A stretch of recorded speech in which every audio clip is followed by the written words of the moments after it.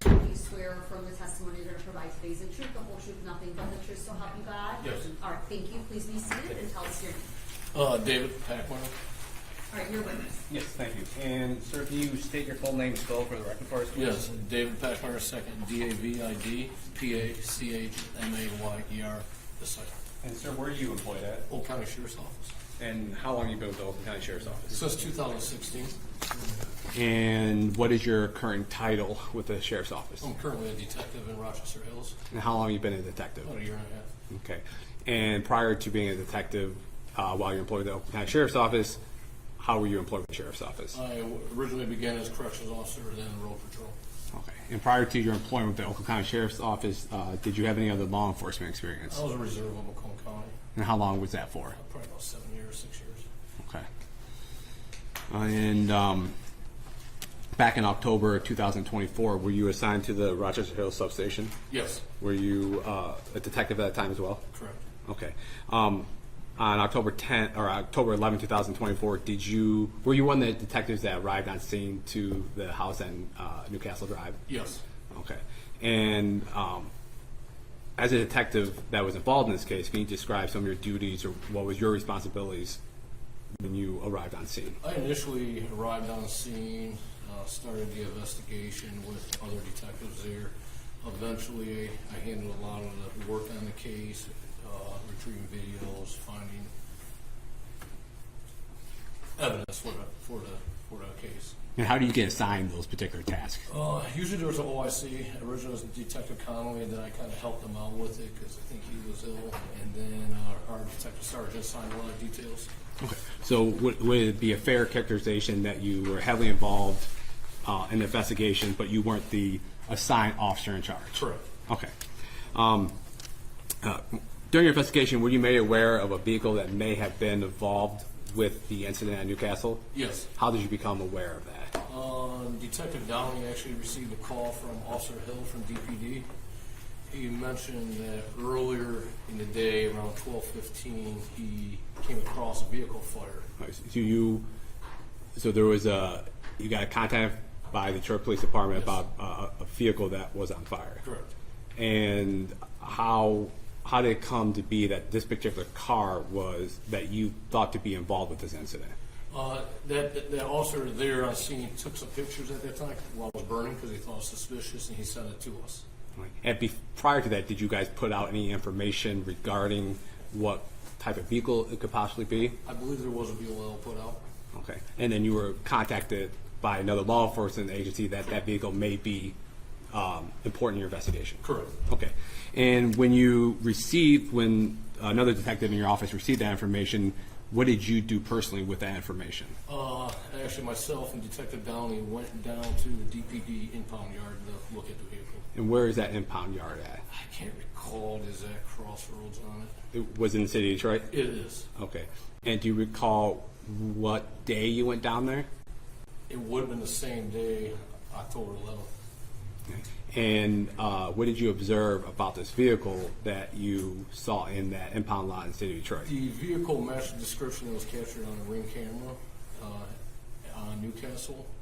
The vehicle also had a DTE license plate on it, which I found out through Lean and SOS. And when you say lean and SOS, I know what that is considering what I do for a living, but what is that? That's our law enforcement information network. It stores all the SOS information on vehicles, meaning registration of the cars, your driver's license information, things like that. And when you say SOS, what is that? Secretary of State. Okay, so this lien that has data regarding license plates, registration, cars, things like that. And when you got that license plate number off of that car that was in an impound lot, what was the information that you gathered from that? That plate came back to a DTE truck. Okay. At that time, it came back to a DTE truck. Correct. Okay. I And think it was a Freightliner. okay. And did that car or that truck remain at the impound lot? No, actually, I stayed there with Detective Downey. We watched it get loaded up on a flatbed. It was taken to Buyers Towing in Rochester City. Okay, so it came back to your jurisdiction. Yes. And there, did you look through the car, or did you notice anything about that car? Did you Yes, take time we to did. investigate it? We did look at it, yes. Okay. Were you able to receive a VIN number off of that car? Yes, the truck was poor, it was badly burnt out, but we were able to find a hidden VIN on it and recover that. Okay. One moment, Your Honor.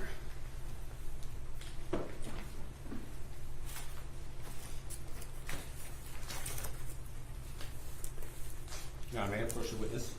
You may. What are you coming up with? I am coming up with People's Exhibits 15B, C, D, E, F, and G. Okay. Can you take a look at these for me, please, Detective?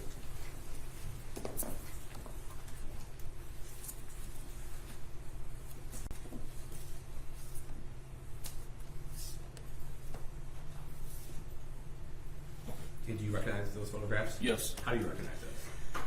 These are photographs taken from the scene by the original tow truck driver that took it to the DPD lot. But is that fair and accurate description of the truck that you saw that day that was in the impound lot and eventually made its way to Byers Towing Lot in Rochester? It is. Okay, they haven't been changed or altered? No. Okay. You know, the people need to admit these exhibits. So it's 15B through 15G. Any objection? No, Your Honor. No objection. Okay, they're in. Okay. And may I just stay up here and ask a couple questions? Yeah, of course. Detective, in this one, what is that depicting? That would be the inside cab of the truck, where the steering wheel, dashboard would be, the front seat. Were you saying where it would be? It's not in there? No, it's not. And why is that not in It there? is burnt out. Okay. And can you, what's already been marked, or admitted as 15F, is that the license plate that was attached to the vehicle when you observed it? It is. And is that the license plate that you ran through your lane system that corresponded to a DTE truck? It is. Okay. And 15E, is that, fair to say, just another picture of the burnt truck Correct. in the same state that you saw it? Yes. And then 15D, Driver's side, same state, and 15C, and passenger side, same state. and then 15B. Yes. That would be the, underneath the hood where the engine would be. Okay. And so it was your testimony that this car was pretty badly burned? Yes. Okay. Was there, when you were observing this vehicle, was there any DTE markings or anything on there? Not when I observed it, no. Okay. And after observing this truck and going through there, when you got the VIN number, what did you do with that VIN number? At that point in time, when I got the VIN number, I ran it through Lean SOS again, and it came back to a stolen truck. Right. And so this lien information, when a car is stolen, how does that get in? If there's a report made, not that the car is stolen, but if a report is made, how does that get placed in lien? Yes, if your car's stolen, you make a report. Law enforcement will enter the information for that vehicle into our system, Lean, and we'll get notified if we enter that VIN number in that the vehicle's stolen. And so the vehicle VIN number on that truck that was burned came back stolen? Correct. Okay. And do you recall what the reporting agency was out of? I believe it was reported on September 30th out of Dearborn Heights. Okay. And then, based on the information that you have with the lien information, the stolen vehicle information and lien, and this plate that was on that vehicle, did that plate register to that VIN number? No, it did not. It did not. Okay. And were you eventually able to figure out via the lien system where that plate belonged to? I did. And where did it belong to? It did belong to DTE on Freightliner down at their Trombley station. And so, but it was not registered or associated with the truck that you were reviewing? No. Okay. And then you said you recovered this truck at tow lot in Detroit. Did you go to the scene where it was reported to have been recovered? I did. Okay. And do you recall what area that was recovered in? Yes, it was, I want to say it was 18200 John R. Okay. Which is between 6 and 7 Mile and John R. Okay. And you drove past that. What type of area is that? It's very desolate. Okay. It's kind of vacant. Would it be fair to say there's a lot of vacant lots? Yes. Okay. So it's not like an industrial complex or? No. Okay. And part of your investigation, did the sheriff's office request or go look for any sort of surveillance videos from any houses or businesses that were located there? Yeah, I think the day of the incident, our FAT team was sent down there to look for video on houses, the few that are down there. Okay, and you said the few that were down there? Yes. And based on your investigation, were you and your team able to recover any videos in that area? Yes. Okay. And where was that video located? The video is located about 2 blocks north of where the truck was found on 90 East Greendale. And that's in the city of Detroit as well? Yeah. Actually, that's Hamtramck, I believe, zip code. And were you able to obtain that video? Yes. Okay. Did you review that video? I did review it. Okay. And did you review it before coming to court as well? Yes. Okay. And Your Honor, the people are going to move to admit and publish people's exhibits 21A and 21A at this point, Your Honor. Excuse me, could we take down the exhibit that's been up there Yeah. for a while? Yeah, of course we'll take that down, but Thank is you. there, I'm assuming the parties have seen 21A and B? Yes, ma'am. Yes. Or do you want any additional foundation to be established before admitting it? No, I think we were satisfied. Okay, all right, 21A and B are in this now. Thank you. And Your Honor, the people move to publish it this time. Go ahead. And then after done playing, I'll probably just ask you a couple questions. As you know, you can see that right up there. Yes.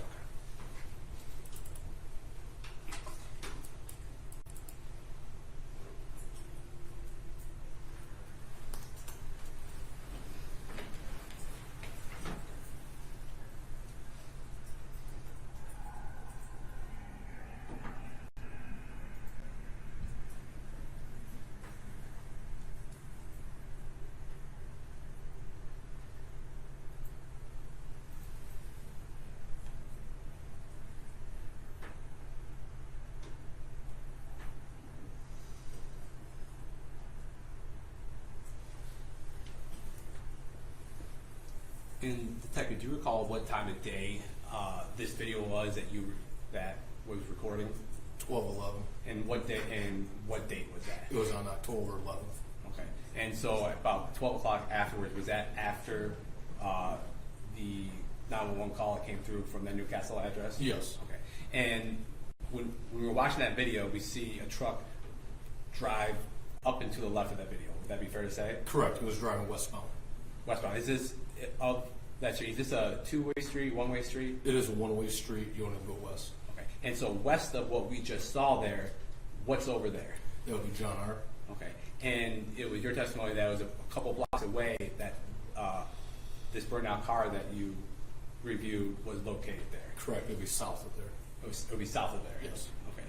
And I'm going to play 21B at this time.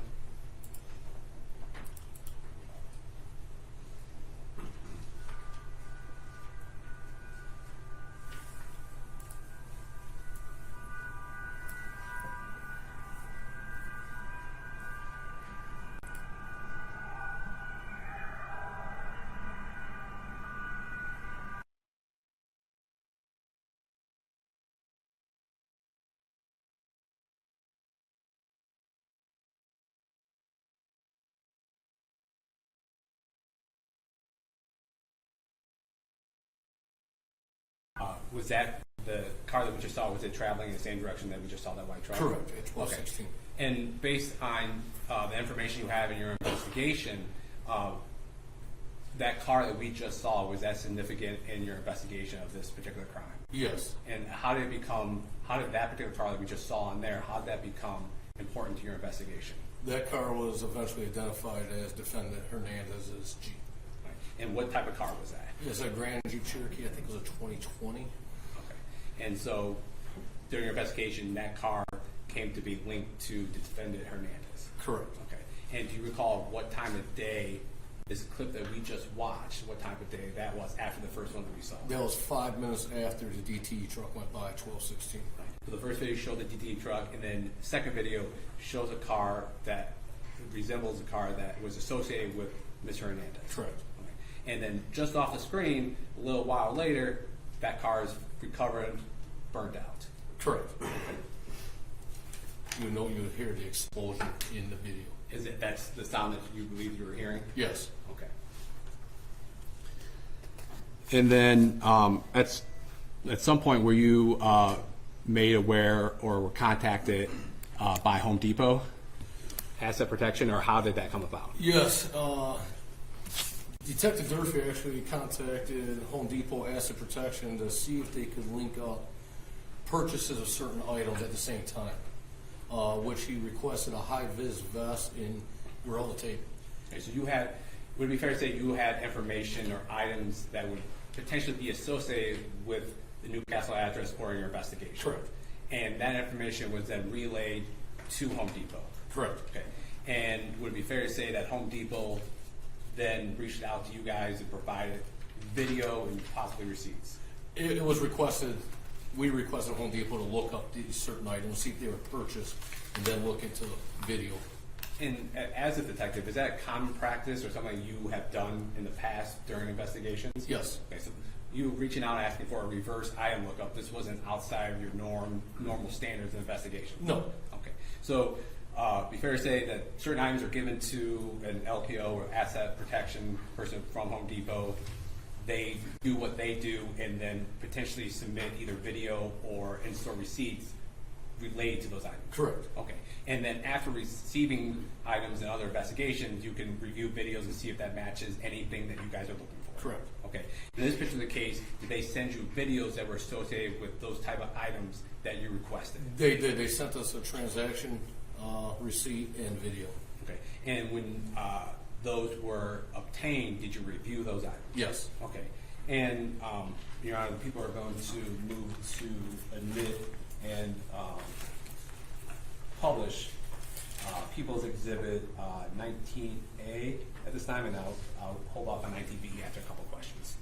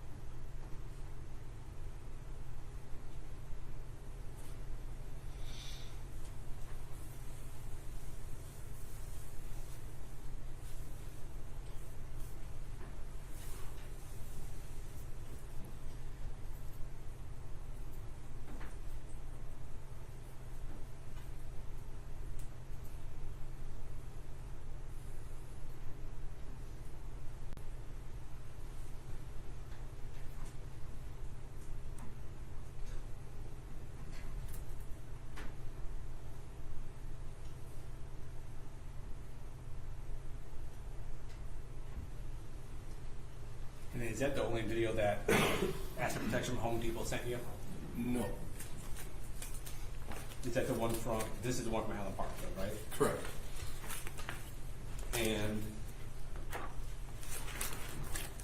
And then were you, Your Honor, may I approach? Okay. I'm handing you what the marked as People's Exhibit 19B. Yes. Do you recognize this? That is the receipt that they supplied. When you say they, is that the asset protection from Home Depot? Correct, from Home Okay, Depot. and and then has that been changed or altered or any way since Home Depot Asset Protection sent that over to you? No. So that's a fair and accurate copy of what they gave you concerning transactions that you guys were looking for? Correct. Okay. And based on information you have, that based on the video they sent you, those transactions correspond to the people around who you were looking for at that date and time? Correct. Okay. People moved to admit and to publish at this time. This is 19B. Any objection? No, Your Honor. No objection. All right, it's in. And I'm going to publish on here so you can see. Not too clear a copy. What on this receipt, Detective Pachmayer, based on your investigation, are there any items of note during your investigation on this receipt? There's multiple items. The Gorilla Black duct tape, the respirators, cotton spray socks with hood, safety vest, the gloves,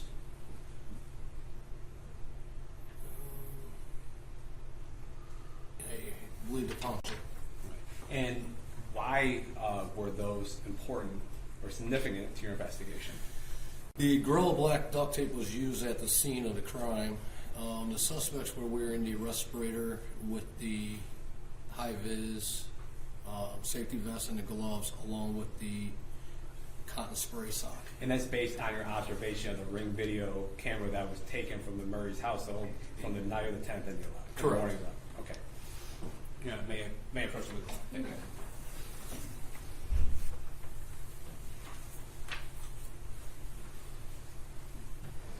And then also as part of your investigation, did you reach out or was contacted by Lowe's? We did reach out to Lowe's after It- learning information. Yeah, and why did you reach out to Lowe's? I ran the white Grand Cherokee that belonged to Hernandez through our flock system. And then which real quick, is- what is, I know we had someone testify a little bit for flock. What is flock and what is that used for in investigations? It is a license plate reader camera, so it'll tell us where people are that have warrants, or maybe if we're looking for a certain vehicle, such we were in this incident. There's public ones, there is private owned ones also, like Lowe's has. You said Lowe's has their own flock system? Yes, How would you have access to that? we do get access to it, but they put them in on their grounds. Okay, so if you're looking for something, you can reach out to Lowe's and say, hey, see if there's a flock hit on a particular license plate. Actually, I looked it up myself. We can view their cameras. Okay, and so you have the license plate belonging to that vehicle, that Cherokee that associated with Defendant Hernandez. Correct. Okay, and tell us how you went about using the flock system to find out about Lowe's. I did enter it into the flock system. I can't remember how many days. In the morning of October 11th, it revealed that that vehicle went to that Lowe's location. I believe that was also in Allen Park.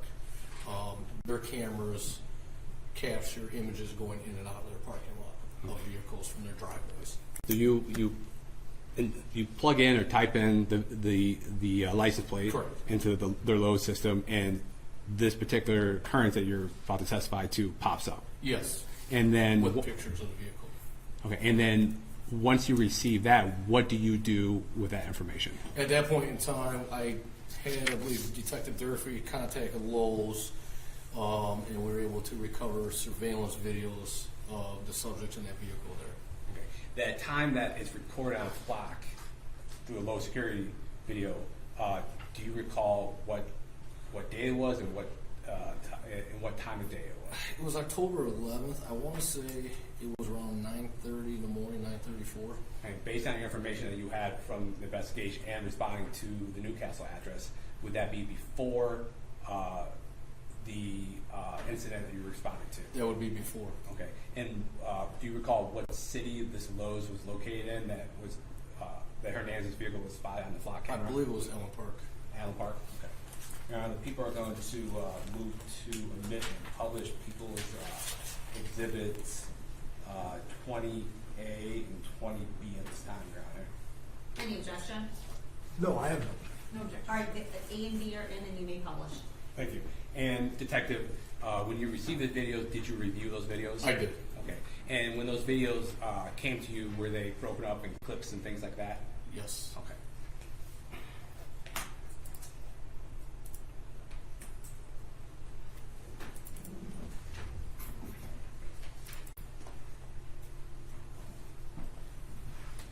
And Detective, is that the Cherokee that you had the license plate to that popped up on Flock? Yes. Okay. This video is going to be a couple minutes long, so.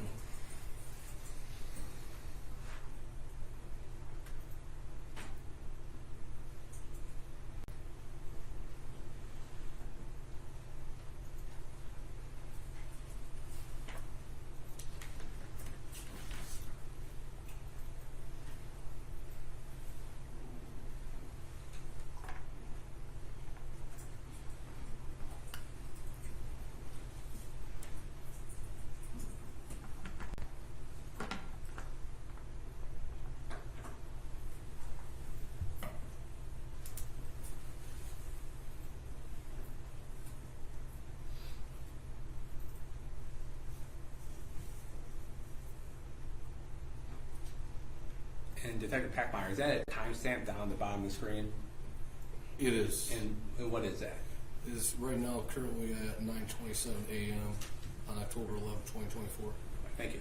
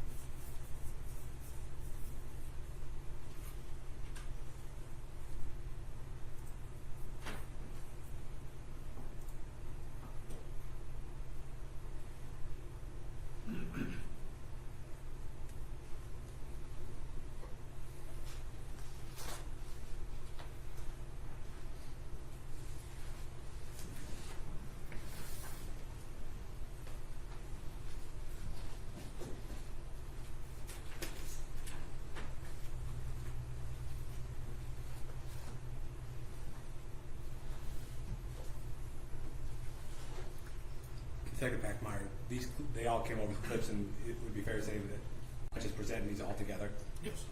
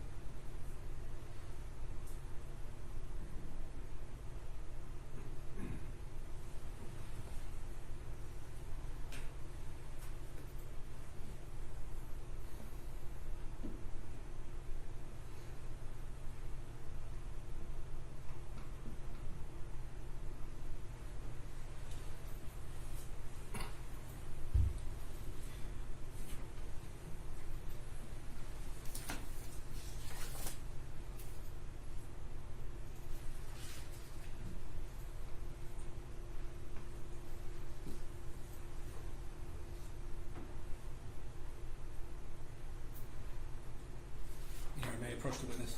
You may. I'm handing what's been marked as people's. 20C. Thank you, Your Honor. Yes. Come on up. Can you take a look at that from me, Inspector? Does that look familiar? Yes, it's a Lowe's receipt.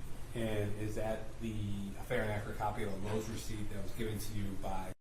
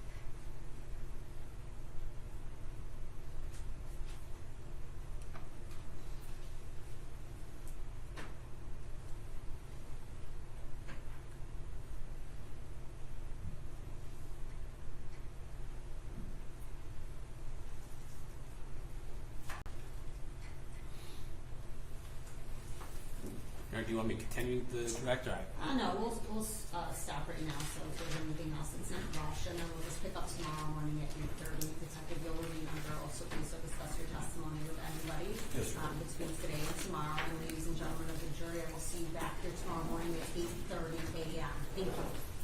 All right, jury, please.